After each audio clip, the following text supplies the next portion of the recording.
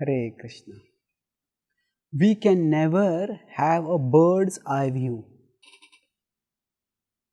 To have a bird's eye view is an idiomatic way of saying, of looking at things from high above. So the bird is, when it's high above, it sees huge buildings as small. So when we look from a bird's eye view, it is said that we can look at the big picture and see things which seem to be very big to be small. So now the birds, to get a bird's eye view is an idiomatic way of saying look at the big picture. Now as far as the idiomatic use is concerned, that's fine. But if you consider from a literal point of view, we can never have a bird's eye view. Because all that we can have is a human view from a bird's perspective. Just like when we are flying in a plane, we may be high up like the birds, like a bird may be in the sky, and we can look down at how big cities and big skyscrapers look from the sky. But we cannot see from the bird's perspective. Why? Because the bird is an individual consciousness, and as an individual conscious being situated in a particular body, the soul in the bird's body sees things from a particular perspective, and that perspective is not just the place from which it is seeing, it is also the way it is seeing, because every single body conditions us to see in a particular way. Shrotram chakshu sparshanam cha rasanam granam cha adhishtaya manaschayam vishayanupasevate.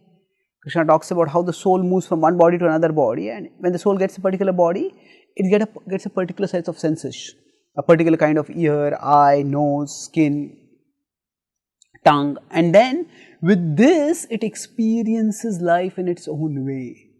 So the first person experience of life is something which is not replicable by anyone else. So this is actually the wonder of individual consciousness, that every one of us is an irreducible individual soul, not just every human being but every living being, and every one of us experiences life from a different perspective. When we understand this, that actually whichever living being it is, whether it is a tiny germ or a giant blue whale, all of them are souls.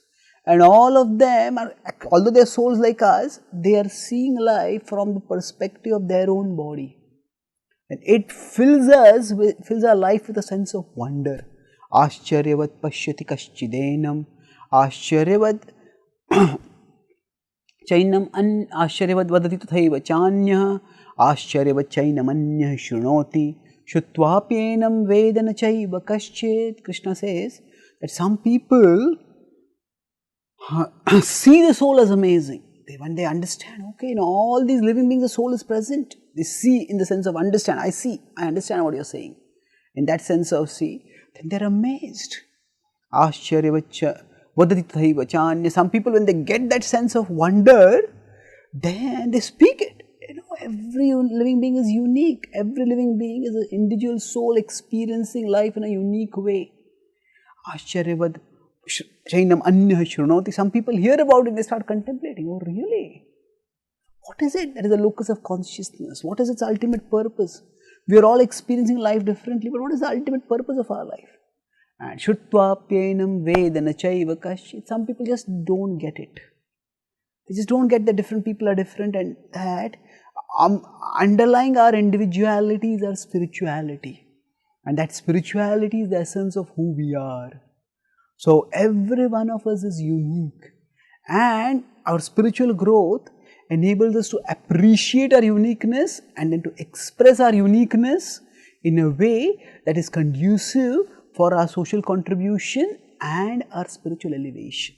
So Bhakti Yoga is the way of living based on the awareness of our individuality, our spirituality, our uniqueness, our distinctive social contribution, and our ultimate spiritual elevation. Thank you. Hare Krishna.